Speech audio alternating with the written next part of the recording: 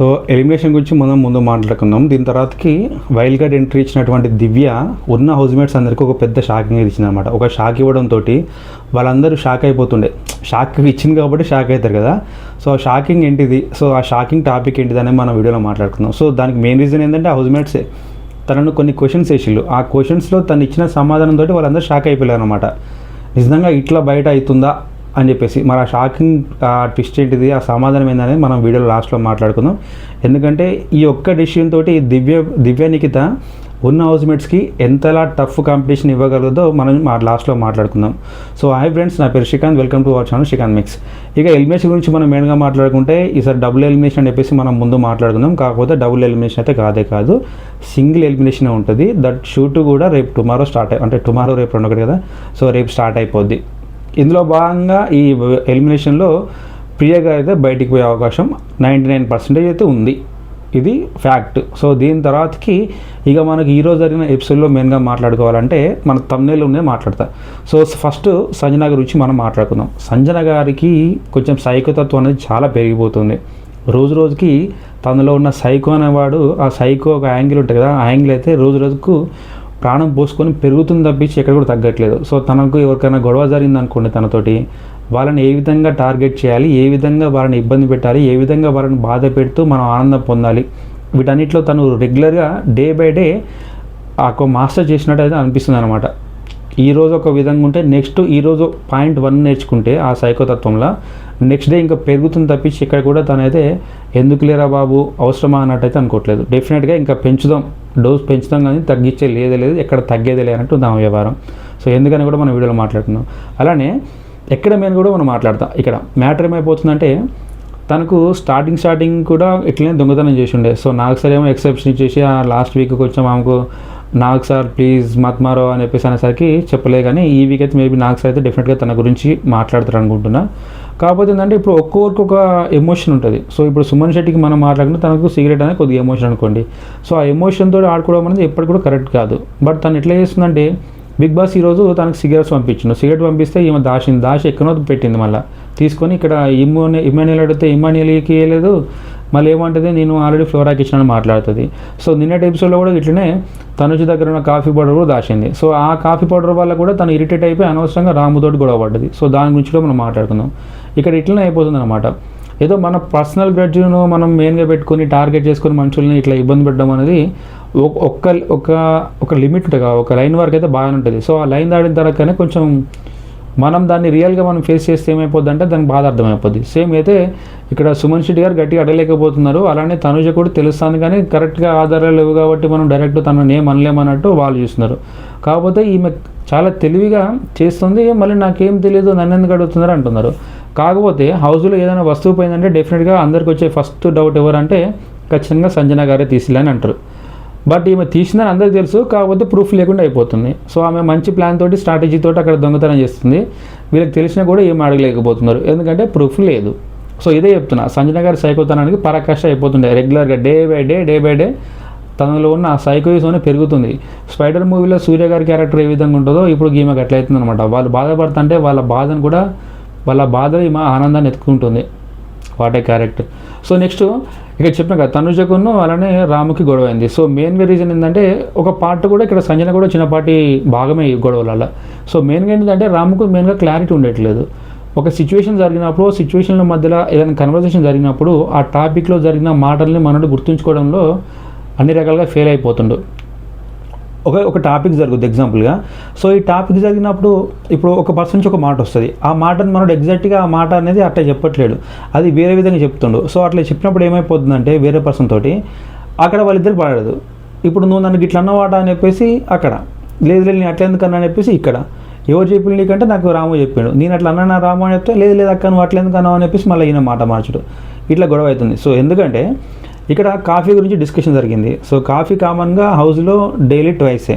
But ఒకనొక situation ఏమైపోయిందంటే ఈమె ఫుడ్ మానిటర్ ఎవరు తనుజ. సో ఇక్కడ రాముకు చెప్పిందంటే వర్క్ ఏంటిదంటే నీకు టీ కావాలని రాము అంటే కావాలని చెప్పేసి అన్నాడంట. సో అలానే హౌస్మేట్స్ ఎవరైతే ఓనర్స్ ఉన్నారో వాళ్ళందరినీ అడుగుపో అని చెప్పేసి చెప్పిందంట. చెప్తే అప్పుడు అక్కడ ఉన్న వాళ్ళలో ఫ్లోరా లేదు, ఫ్లోర్ ఏమో వాష్రూమ్లో ఉండే. సో ఉన్న వాళ్ళందరిని అడిగిన తర్వాతకి వాళ్ళకు టీ తీసుకొచ్చి వాళ్ళకి సర్వ్ చేసుకున్నారు, అయిపోయింది. కాకపోతే దీని తర్వాతకి ఫ్లోరా వచ్చేసి మళ్ళీ నాకు టీ కావాలంటే మీ కార్లో చెప్పిల్లు కదా మీకు ఇవ్వలేదా అని చెప్పేసి అంటే నన్ను ఎవరు అడగలేదు, నన్ను అడిగినప్పుడు నేను ఎట్లా తీసుకుంటాను అని చెప్పేసి అటు నుంచి క్వశ్చన్ వచ్చింది. సో ఈమె ఫుడ్ మానిటర్ కాబట్టి మళ్ళీ రాము దగ్గరికి పోయి రాము నీకు ఆల్రెడీ చెప్పినా కదరా ఏమైంది నువ్వు ఫ్లోరా కానీ అడగలేదని చెప్పేసి అంటే హౌస్లో ఉన్న నా చుట్టుపక్కల ఉన్న అందరినీ ఓనర్స్ అయితే అడిగినాక నేను, కాకపోతే ఆమె లేదని చెప్తే ఆమె వాష్రూమ్లో ఉంటే మరి నేను ఆ వాష్రూమ్కి వెళ్ళి అడగాలని అని చెప్పేసి మనోడు కొంచెం అడిగిన అనమాట. సో అట్లా చెప్పడంతో కొంచెం తనుజకు ఎక్కడనో తగిలింది మెయిన్గా. సో అట్లా ఫీల్ అయిపోయి ఏం చేసిందంటే గట్టెట్లంటే అని చెప్పేసి తనుజ కొంచెం మనోడి మీద కొంచెం గరం అవుతూనే ఉంది. నువ్వు తీసుకుంటే రెస్పాన్సిబిలిటీ పర్ఫెక్ట్గా చెయ్యి, అంతగానికి ఇట్లా చేయకని చెప్పేసి అనుండే. సో దీని తర్వాతకి వాళ్ళ హౌస్లోకి వెళ్ళిన తర్వాతకి డీమాన్, రీతు అలానే ఇక్కడ తనుజ వీళ్ళు ముగ్గురు కలిసి మళ్ళీ మనోని అడిగిన అనమాట. అడిగితే అప్పుడు ఎవరిని రాముని అడిగితే రాము ఏం చెప్పిండంటే, సో నేను సంజన గారిని అడిగిన ఫ్లోరా ఏడుందని చెప్పేసి అడిగితే టీ కావాలా ఫ్లోరా గారికి అంటే ఫ్లోరా వాష్రూమ్కి వెళ్ళింది తనకు అవసరం లేదు లేరా అని చెప్పేసి అంటే నేను అక్కడి నుంచి బయటకు వచ్చేసిన, కాకపోతే ఈ టాపిక్ నీకు చెప్పలే అని చెప్పేసి ఈయన చెప్పిండు. రాము ఎవరితో చెప్పిండు, తనుజతో చెప్పింది. అక్కడ ఉన్నది ఎవరు, రీతు అలానే డీమాన్ ఉన్నాడు. కాబట్టి ఈ మాట నిజంగా అన్నదా సంజన గారు అన్నారా అని చెప్పేసి అంటే నిజంగా గిట్లనే అన్నదాక, కావాలంటే నువ్వు నడు నేను నీ వెనకనే వస్తా, ఆమె ముందు మాట్లాడంటే ఈమె పోయి సంజనతో మాట్లాడింది. ఏమంటే సంజన గారు గిట్లా అన్నారంట, కరెక్టా మీకు చెప్పండి అని చెప్పేసి అంటే నేను ఇలాంటి మాట అసలు చెప్పలేదు, నాకు సంబంధం లేని టాపిక్లో నన్ను అయితే ఇన్వాల్వ్ చేయొద్దు, నేను ఒప్పుకోను అని చెప్పేసి అన్నదనమాట. అంటే మరి సంజన గారు ఇట్లా మీరు అందరంట కదా ఇక్కడ రాము చెప్పిండు ఫ్లోరా గురించి అంటే, ఫ్లోరా నా డాక్టర్ ఏమో లేకుంటే తనకు నేను మదరా, నా గురించి నాకేమో అవసరం, దాని జస్ట్ నా ఫ్రెండ్ అంతే, తన గురించి నువ్వు తిన్నావా తినలేదా నేనెందుకు కడతావు, నాకు సంబంధం లేదన్నట్టు తను మాట్లాడింది.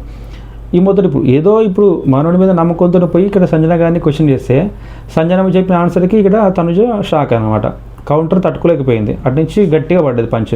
పడేసరికి ఆ ఫ్రస్ట్రేషన్ ఏం చేసింది ఈట రాము మీద తీర్చుకుంది.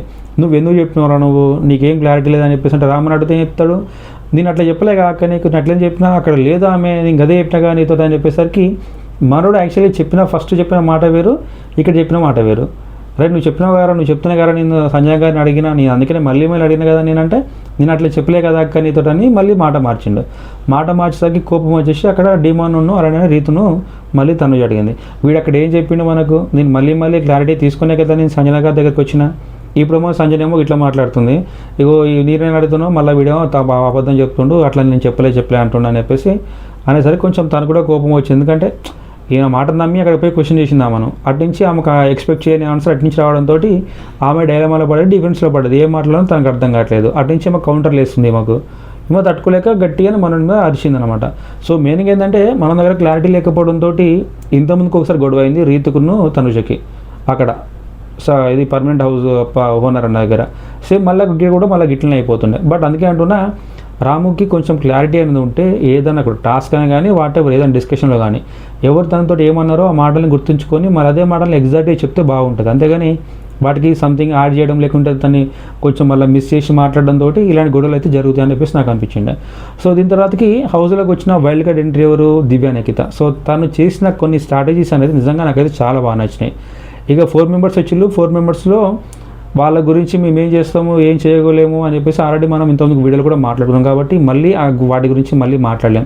బట్ ఎందుకు ఎంటర్టైన్మెంట్ మిస్ అయింది, అలానే ఇక్కడ స్వాప్ చేయాలనుకుంటే సీజన్ స్వాప్ చేస్తా, సో అట్లా బూతులు మాట్లాడలేను, సో నెగిటివిటీ అనేది మేజర్గా వీళ్ళ నుంచి వచ్చింది. అలానే ఎంటర్టైన్మెంట్ చేస్తా, నేను ఫుడ్ వండుతా, వాషింగ్ చేస్తా అని చెప్పేసి నలుగురికి మాట్లాడుకున్నారు. మాట్లాడిన తర్వాతకి వీళ్ళకి ఓటేసే వీళ్ళకి అవకాశం ఇచ్చింది బిగ్ బాస్.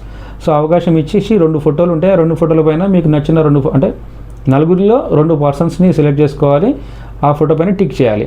సో టిక్ చేసి ఓటింగ్ ఏమని చెప్పేసి అన్నాడు. సో ఇందులో మెజారిటీ ఓటింగ్ అనేది ఇక్కడ దివ్యకి రాలేదు, షాక్ అవ్వకండి, ఎందుకంటే దివ్యకు వచ్చింది లీస్ట్ ఓటింగ్ అనమాట.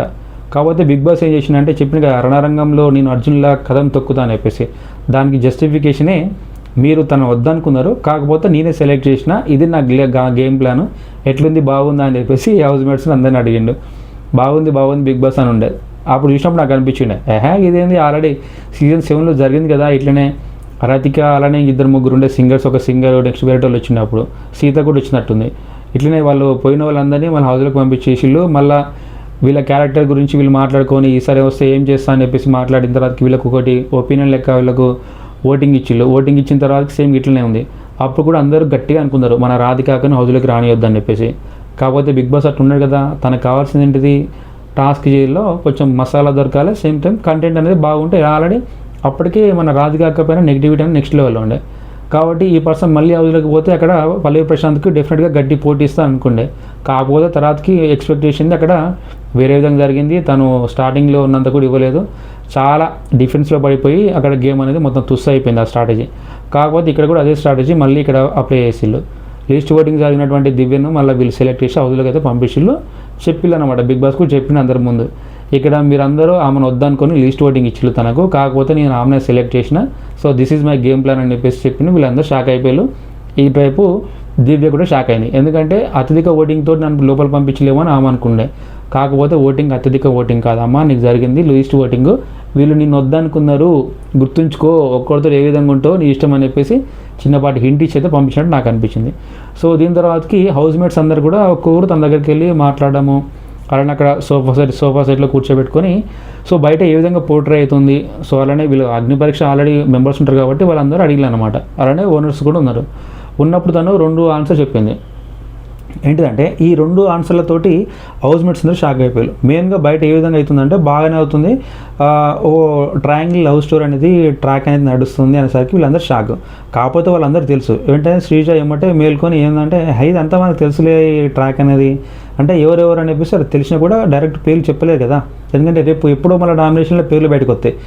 ఈ లవ్ ట్రాక్ అంటే మాదేనా, మా పేరే పెడతారా అని మళ్ళీ రేపు ఎత్తేస్తారని చెప్పేసి ఎవరు చెప్పలేదు. కాకపోతే శ్రీజకున్న నోటిదులో ఉంటే కొంచెం తుత్తర అంటారు కదా, సో అక్కడ ఏం చేసినామే, ఇక తెలియదేముందే మనకు, ఆల్రెడీ డిమాను అలానే కళ్యాణ్, అక్కడ రీతు, 2 అబ్బాయిలు 1 అమ్మాయి, ఇంకేముంది మ్యాటరు, ఇదే కదా లవ్ ట్రాక్ అని చెప్పేసి చెప్పింది. చెప్పడంతో అందరూ కొంచెం వాటి షాక్లో ఉండే. కాకపోతే ఇక్కడ ఎవరి గురించి చెప్పిందో అక్కడ ఒక ప్రజెన్స్లో కళ్యాణ్ ఒక్కడే ఉన్నాడు. అక్కడ రీతు అలానే తనుజేమో ఒక దొంగతనం చేస్తున్నారు. దొంగతనము సంజన ఒక పర్సనల్ ఒక మేకప్ కిట్ అని దొంగతనం చేస్తున్నారు. అలానే ఇక్కడ డిమోను వేరే పక్కన ఉన్నాడు. కాకపోతే వాళ్ళందరూ షాక్లో ఉండే. తర్వాతకి ఇక్కడ తర్వాతకి దివ్య అనుకుంటుంది, ఏమంటుందంటే, సో వీళ్ళు కంటెంట్ ఇవన్నీకి ఇట్లా చేస్తున్నారా, లేకపోతే వీళ్ళు ఇట్లా ఛాలెంజ్ చేస్తున్నారా, సో మేబీ హౌస్లో సర్వే అవ్వడానికి ఈ విధంగా బిహేవ్ చేస్తున్నారా, వీళ్ళ అసలు క్యారెక్టర్ అనేది ఏంటిది అనేది ఇప్పుడు మనం చెప్పిన నిజాన్ని బట్టి వీళ్ళు బయటకు వస్తారు. ఓకే, వీళ్ళు నిజంగా ఫేక్ అనుకోండి, డెఫినెట్గా వీళ్ళు క్యారెక్టర్ మళ్ళీ మార్చుకుంటారు, ఇట్లా బయట ఈ విధంగా పోర్ట్రే అయిద్దా అని అనుకుంటారు, ఈ విధంగా బ్యాడ్గా అవుతుందా అని చెప్పేసి. అంటే వీళ్ళు కామన్గా యాక్టింగ్ చేస్తున్నది తెలిసినా కూడా అది మంచి వేలో పోర్ట్రే అయిపోతే అదే యాక్టింగ్ని కంటిన్యూ చేస్తారు. ఒకవేళ బ్యాడ్ వేలో పోర్ట్రే అయితే ఏమవుతుంది, డెఫినెట్గా మార్చుకునే ప్రయత్నం చేస్తారు. సో అట్లా బ్యాడ్ వేలో పోర్ట్రే అయిద్దని ఈమె చెప్పడంతో ఖచ్చితంగా వాళ్ళు ఒకవేళ చేసింది రియాలిటీలో వాళ్ళు రియల్గా అదే విధంగా అదే ఒపీనియన్ తోటి ఉంటేనేమో, సో మేము నిజంగానే ఉంటున్నాం, బయట ఏ విధంగా ఉంటే నాకేందనుకుంటే సో అదే విధంగా క్యారెక్టర్ని వీళ్ళు కంటిన్యూ చేస్తారు. ఒకవేళ వీళ్ళు ఫేక్గా అని తెలిసిందనుకో, వీళ్ళ అసలు రూపం అనేది బయటకు కూడా తెలుస్తుంది కదా అని చెప్పేసి ఈమె స్ట్రాటజీ. సో నిజంగా ఈ వేసిన స్ట్రాటజీకి అయితే నాకు నిజంగా షాక్ అనిపించుండే. డెఫినెట్గా మరి ఈ స్ట్రాటజీ పైన మీరేమనుకుంటున్నారో, దివ్య నిఖిత ఒపీనియన్ మంచిగుందా, తన స్ట్రాటజీ బాగుందా లేదనేది మీద కింద కామెంట్ చేయండి. సో దీని తర్వాతకి మనం సంజన గారి గురించి మనం మాట్లాడుకుందాం కదా, సో దీనికి ఇంకొక పాయింట్ యాడ్ చేస్తా. ఆ యాడ్ ఏంటిదంటే, ఇప్పుడు Divya Nikhita already wild card entry ఇచ్చింది హౌస్లోకి. సో తనట ఈమె టీజ్ చేయాలని అనుకుంది, ఆమెకు మనం షాక్ ఇద్దామని చెప్పేసి ఆమె మేకప్ కిట్ అయితే ఏవైతే ఉంటుందో ఆమెకు సంబంధించిన పర్సనల్స్ వాటన్నిటిని దొంగతనం చేద్దామని చెప్పేసి ఈమె తన ప్లాన్లో భాగం చేసుకుంటూ ఈసారి ప్రియకి చెప్పింది అనమాట. సో ఆ హౌస్లోకి ఎలాగో నేను రాలేను కాబట్టి నువ్వు ఆ ప్లాన్ని వర్కౌట్ చేయి, సో టార్గెట్ నేను మొత్తం ప్లాన్ రచించేది నేను, బట్ ఈసారి నీ చేతులతో నేను అనిపిస్తాను, నువ్వు చేసేయి అని చెప్పి చెప్తానమాట.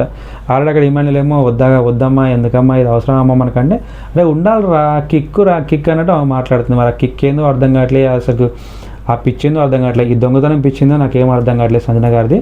బట్ ఏదైనా ఒక లిమిట్ ఉన్న వరకే బాగానే ఉంటుంది, ఒకసారి ఆ లైన్ దాటిందంటే డెఫినెట్గా గొడవలు అయితే అవుతాయి. బట్ అది ఎప్పుడైద్దానో మనం చెప్పలేం, ఎందుకంటే రిసీవ్ చేసుకునే పర్సన్స్ బేస్ చేసుకునే ఇలాంటి ఇష్యూస్ అనేది మెయిన్గా డిపెండ్ అయి ఉంటాయి కాబట్టి. మరి మొత్తానికి ఇది వీడియో. ఇంకోటి ఏంటంటే చెప్పిన కదా సింగిల్ ఎలిమినేషన్ ఉందని చెప్పేసి, సింగిల్ ఎలిమినేషన్లో డెఫినెట్గా అంటే అవుట్ ఆఫ్ 100కి 99% అయితే ప్రియ గారే బయటికి వెళ్తారు. ఒకవేళ కాదనుకుంటే మేబీ తన అదృష్టం బాగాలేకపోతే రీతిని అయితే పంపించే అవకాశం ఉంటుంది. ఇదైతే మొత్తానికి ఈరోజు ఎపిసోడ్ అప్డేట్స్ అలానే రివ్యూ. మీకు నచ్చినట్టయితే లైక్ చేయండి, షేర్ చేయండి, మన ఛానల్ని సబ్స్క్రైబ్ చేయడం మాత్రం మర్చిపోకండి.